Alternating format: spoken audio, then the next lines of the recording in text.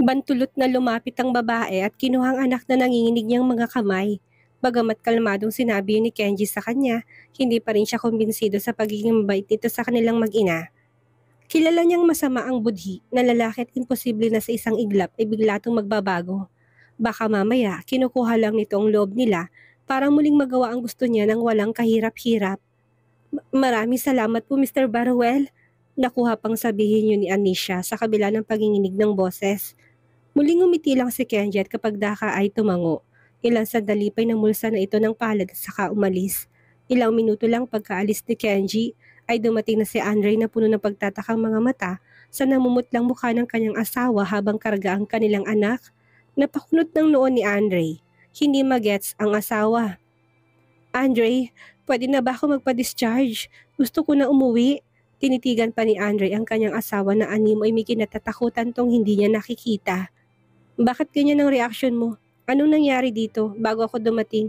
Umiling si Anisha. Ayaw niya sabihin ng totoong nangyari habang wala ang kanyang asawa.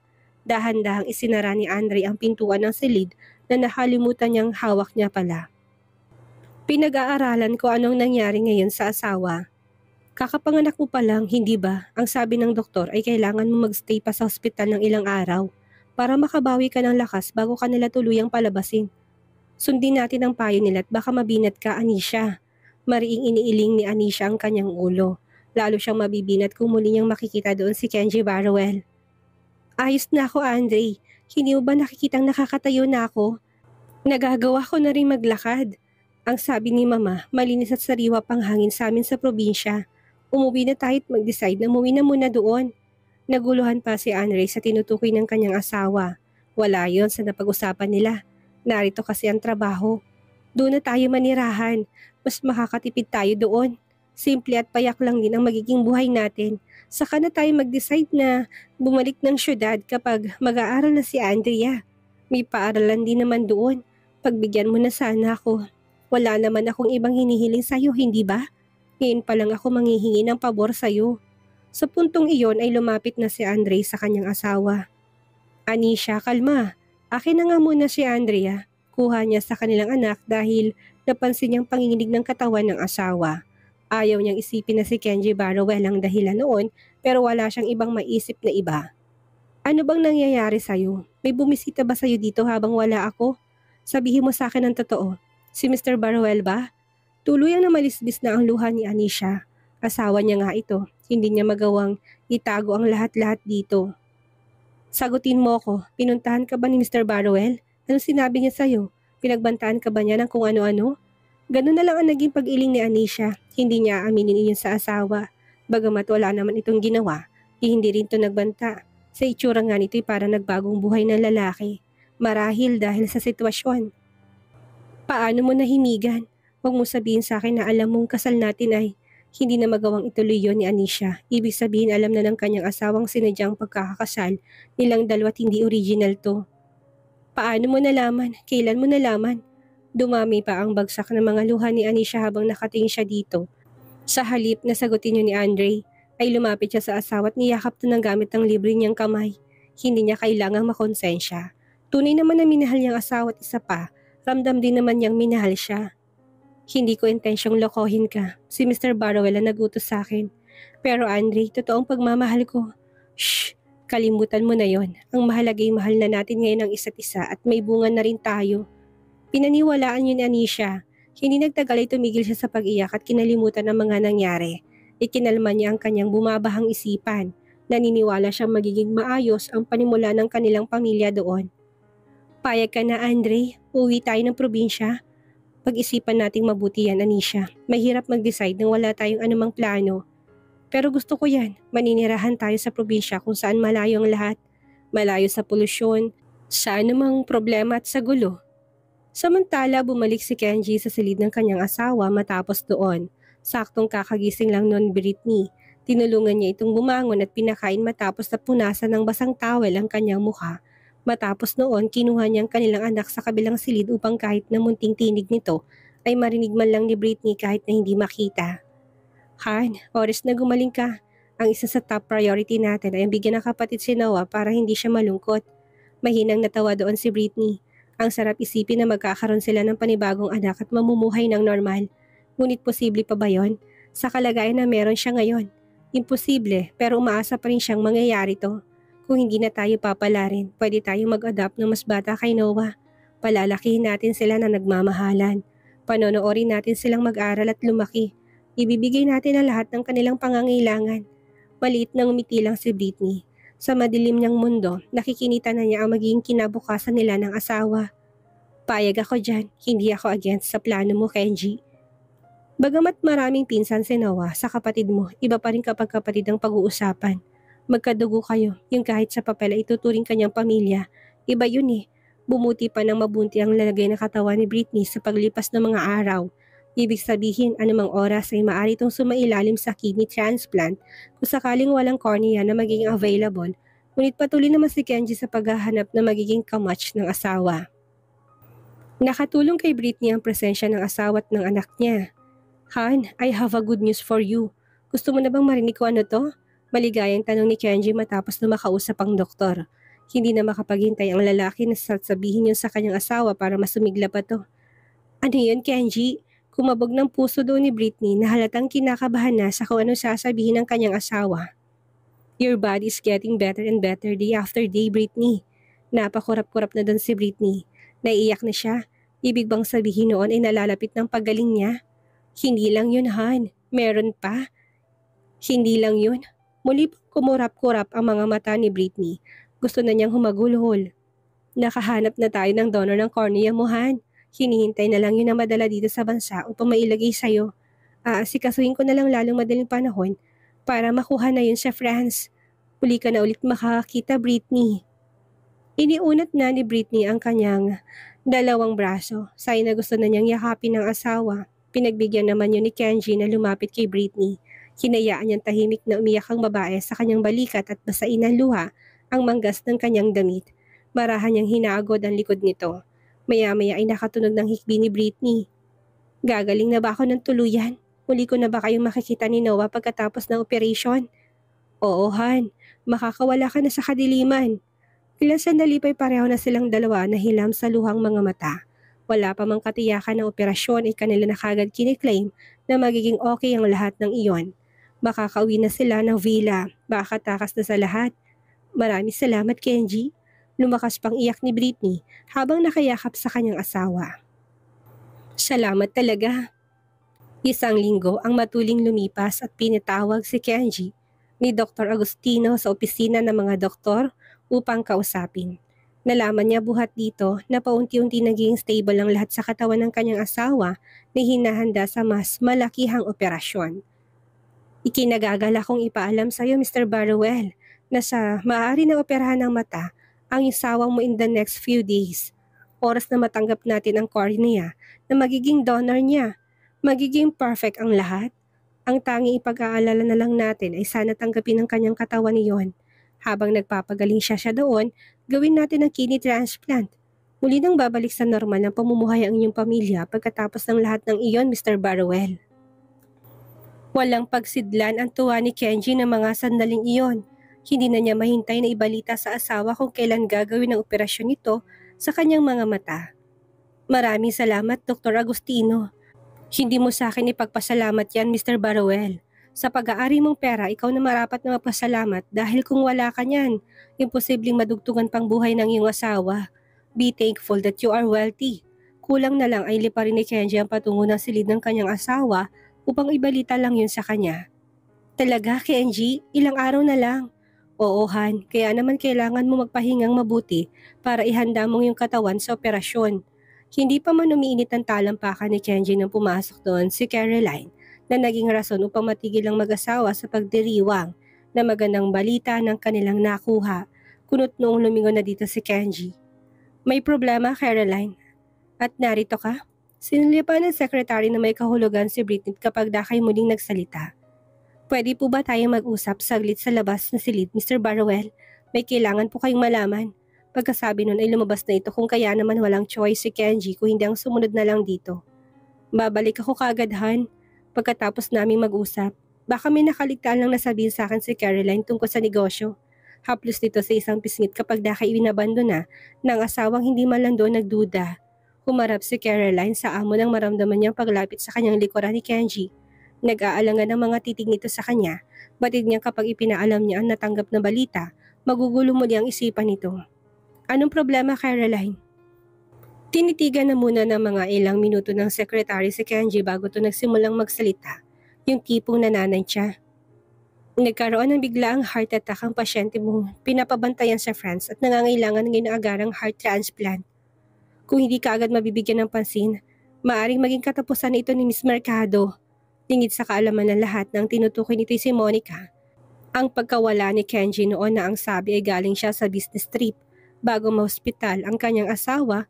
Ang ibang araw noon ay doon niya ginugol. Bagamat tinapos niya na ang lahat sa kanila, hindi niya pa rin mapigilang maging concern dito dahil minsang naging mahalaga to sa kanya. Wala na rin kasi itong pamilya na maaari niyang masandalan. Nangako naman si Monica na oras na matapos ng lahat ng iyon, hindi na siya makikialam sa kanilang pamilya. Maglalaho na siya na parang bula. Hindi ganun kasama si Kenji upang tuluyang abandonahin ang babaeng minsan nagpaligaya rin naman sa kanya. Mr. Barroel, hindi ko sinasabing siyang piliin mo kumpara kay Mrs. Barroel. Ipinaalam ko lang ang sitwasyon niya. Patuloy ni Caroline na pagpasadahan muli ng paninitig ang among rumihistro sa mukha ang pag-aalala. Ayon sa doktor na nakausap ko, match niyang magbibigay ng cornea ni Mrs. Barroel. Ngunit kung siyang unahin mo, si Mrs. Barroel naman ang mapapahamak. Kung ako sa iyo, sir, si Mrs. Barroel ang piliin mo dahil siyang pamilya mo. Bumigat ng pakiramdam doon ni Kenji. Ang buong akala niya magagawa na niya itagong lahat ng iyon na tanging siya lang ang makakaalam at ang sekretary. Ngunit parang sinusubok siya ngayon ng panahon. Habang magkausap ang dalawa, ay muling nakatanggap ng tawag. Si Caroline mula sa Dr. France ng hospital ni Monica. Hello, have you spoken to Mr. Barroel? The patient can't wait any longer. She must have a heart transplant within a week. Otherwise, her life will end here. Diretsa ang pagbabalita ng doktor na si Kenji mismo nakarinig ng boses nito. Makiilang beses na gumalaw ang Adam's apple ni Kenji nang dahil sa sunod-sunod niyang paglunok ng laway. Hindi siya makapag-decide ng mga sandaling iyon. Kailangan ng kanyang asawa ang cornea ng taong iyon na nag-agree na magdodonate. That patient is also dying at isa sa puso nito ay pwede ring ibigay niya. Subalit isang organ lang ang pinapayagang mapunta sa kanila upang mapakinabangan at kahit natapalan niya pa yun ng salapi. Wala silang ibang magagawa. Yun din ang nakalagay sa agreement na kanya nang napirmahan. Hindi niya pwedeng kunin ang cornea nito at puso at the same time. Isa lang dapat. I'll call you later. Ani Kenji na pinatay ng tawag at binigay kay Caroline ang cellphone nito. Bumaling na ito sa kanyang secretary. Choose the heart, Caroline. Tawagan mo ospital. Sabihin mo sa halip na cornea, heart ang kukunin natin. Pagkatapos noon na in-instruct mo sa kanilang dalhin na yon sa ospital kung nasan si Monica sa lalong madaling panahon. Napaawang na ang bibig ni Caroline. Baka sa mukha nitong hindi makapaniwalang mas pinili nitong puso na para kay Monica kumpara sa cornea na higit na kailangan ng kanyang asawa. Naistatwa pa siya doon ng ilang minuto. Mr. Barroel, ang ibig niyo pong sabihin ay tawagan mo hospital at sabihin mong pinag-uutos ko. Higit na mahalagang heart transplant kumpara sa cornea. Mahaba pa naman ang panahon. Maaari pa tayong makahanap ng ibang magiging donor ng cornea ni Britney. Pero Mr. Barroel, alam mo rin naman po na kailangan na rin ng cornea ng iyong asawa. Pinagsabihan na rin kayo ni Dr. Agustino na oras na hindi maoperahan siya sa mata, maaaring ikabulag niya na yun ng permanently. Naikuyom na ni Kenji ang kanyang mga kamao. Nakapag-desisyon na ako. Huwag ka nang umangal pa. Hahanapan ko na lang ng panibagong donor ng ang aking asawa. Pinal nitong saad na kinalamig ng buong katawan ni Caroline. Huwag ka ring magkakamaling sabihin kay Britney. Hinintay na muna ni Kenji na muling tawagan ni Caroline ang doktor ni Monica bago siya muling bumalik ng silid ng asawa. Naabutan niya si Britney nakaupo at hindi niya maipaliwanag kung bakit parang ang lungkot ng mukha nito. Ayos ka lang, Han. Lapit na niya sa asawa na binigyan na siya ng marahang tango. Nakaramdam na ng pagka-guilty si Kenji sa desisyong ginawa niya. Pinangako niya sa kanyang sarili na yun ang huli. Hindi naman siya nakipagbalikan kay Monica kung kaya naman hindi literal na niloloko niya ang asawa. Tumutulong lang siya kay Monica. Hanggang doon lang yon. Nagniwala rin siya may cornea rin silang makukuha. Lumapit sa kanya si Kenji at mahigpit na niyakap ang asawa. Kababakasan ng pagsisisi ang kanyang muka sa desisyon na kanyang ginawa. Umaasa na kasi ang asawa na malapit na ulit siyang makakita Ngunit hinadlangan niya. Kung may kailangan ka, sabihin mo lang sa akin, Britney. Walang naging sagot doon si Britney. Pinilit niya magpanggap na okay lang sa kanyang lahat kahit na may iba siyang kutob. Hindi niya yun natinig kasi baka nagkakamali lang siya. Pilit niyang pinaniwalang nagbago na ang asawa. Huwag ka mag-alala sa akin. Nang gabing nag-undergo ng heart transplant si Monica, hindi mapakali si Kenji. Panay ang sagot niya sa tawag ng kanyang natatanggap. At dahil ayaw niya marinig yun ni Britney, panay din ang labas niya na silid nito. Hindi naman yun nakaligtas sa pakiramdam ni Britney na lagi nagigising sa tuwing papasok ng silid si Kenji at maya-maya ay lalabas din naman ito kaagad. Hindi niya alam kung sinong dahilan ng mga tawag dito, pero ipinalagay na lang niya na tungkol yun sa negosyo ng asawa. Hindi niya iniisip na may iba pang pinagkakaabalahan bukod doon ng asawa niya. Pwede ka magstay na muna sa labas, Kenji. Hindi mo kailangang pumasok at magpabalik-balik dito. Nilingon na siya ni Kenji nang buong akalang mga sandaling yon ay natutulog na. Paano siya makakatulog kung binubulabog siya ng malakas itong boses na kadalasan ay English pa? Naiintindihan naman yun ni Britney, ngunit pa konti-kunti lang dahil nga lumalabas to ng silid. Marahil ay dahil ayaw nitong maistorbo kung kaya ganito yon. Tawagin mo na lang si Manang Elsa para dalhin dito si Noah kung nababahala kang wala akong kasama. Masuyo pang pisil ni Britney sa isang braso ni Kenjing bumalatay na naman ang sobrang pagkakonsensya sa kanyang mukha. Bago na makapagsalita si Kenji ay pumasok na sa silid ni Manang Elsa na tila ba alam na nitong gagawin niya. Madam Britney, narito na po si Noah. Ready na matulog sa tabi mo. Mami! Bikas na maliit na boses ng batang halatang excited na nakita ang kanyang ina. Dinala ni Manang Elsa ang bata sa kama ni Britney mabilis na yumakap sa kanyang ina. Kinahagikiknay ni Britney. Kiss, Mami! Lambing pa ng batang lalong kinatuwa ni Britney. Nangunyapit na kasi to sa kanyang leeg. I miss you, Noah. Kapaka pa ni Britney upang mahawakan ang mukha ng kanyang anak. Huwag kang mag-alala, ang sabi ni Daddy malapit na raw operasyon ko sa mata. Makikita na kita ulit. Kung gaano kagwapo, Tahimik na nakatitig lang sa kanya mag-ina sa puntong iyon si Kenji. Nilamon pa ng pagkakonsensyang kaloob-looban niya. Kailangan niya makahanap ng cornea sa lalong madaling panahon upang ibigay ang hiling nito. Tama, malapit na makakitang mommy ulit anak. Makikita niya kung gaano kagwapo nagmana sa daddy. Ikilalas pa ng hagalpak ng Britney yon. Totoo namang kamukha niya to, ngunit nagpatawa sa kanya ay salitang gwapo. Siyempre may ambag din naman siya kahit napapano sa mukha ng anak. Hindi lang yon kay Kenji. Ngayon pa lang ay sigurado na ako maraming papaiyak yung babaeng anak natin, biro ni Kenji. Sineryoso ni Britney. Naku, wag ganun. Yung bagay na yun ang hindi dapat manahin ng anak natin mula sa'yo. Hindi siya dapat magpaiyak ng mga babaeng inosente. Hindi ako sang-ayon dyan. Akong lulumpo sa anak natin kapag ginawa yun. Dinaan na lang ni Kenji sa mahinang pagtawa yon. Pati niya kung ano ang tinutukoy ng kanyang asawa. Nagpaalam si Manang Elsa. Hindi na muli sumagot ang tawag si Kenji na ginugol ng oras na kasama niya ang mag-ina. Nasa katawan pa rin niya ang guilt. Kung natuloy ang cornea na makukuha nila, perpekto na sana lahat ng mga nangyayari. Han, higa na tayo. Pumayag dun si Britney ibinigay ng anak kay Kenji upang ipwesto sa gitna nilang mag-asawa. Habang nakahiga ay kung saan-saan tumatakbong isipan ni Kenji. May bahid ng takot ang puso niya, ngunit nagawa pa rin niya magsabi ng mga positibong bagay upang magpatuloy sa pagpapalakas ng katawan ang kanyang asawa sa paghahanda. Basta, oras na matapos ng lahat ng ito, ibibigay kong lahat ng kailangan niyo ni Noah. Lahat-lahat, Han. Tumagilid si Kenji at in-extend ang kamay upang mayakap ng kanyang mag-ina. Hindi ko na mahintay na dumating ang araw na yon, Kenji. Marahan at puno ng lambing na hinaplos na ni Kenji ang paulit-ulit ang ulo ng kanyang asawa. Maya-maya pa'y tinaniman na niya na mabilis na halik ang labi ng kanyang asawa. Humalay sa buong paligid ang matinig na halakhak na pumapalakpak pa na makitang ginawa ng kanyang ama. Si Kenji naman ang niyakap sa leeg ni Noah. Daddy, kiss! Ang inggitero mo naman, Noah. Bulalas ni Britney na sinundan na rin niya ng malakas na pagtawa. Nakina pa ang kilikili ng anak upang kilitiin na yon. Kapag malaki ka na, ewan ko lang kung gusto mo pang palaging kinikis. Napilitang bumangon si Kenji na mag-ring muli ang kanyang phone. Tawag yun mula sa France. Han, labas lang ako sandali. Yakapin mo lang si Noah ha. Baka mahulog. Mataas pa naman ang kama. Nakahinga na maluwag si Kenji pagkatapos ng tawag dahil nalaman niyang naging successful ang heart transplant ni Monica. Hindi na niya pinatagal ang pakipag-usap pa sa doktor at muli na siyang pumasok sa loob ng silid ng asawa sa pag-aalalang baka mahulog ng anak nila. Hindi pa naman to nakikita ni Britney. Tapos ka na makipag-usap? May kinumpirma lang naman ako.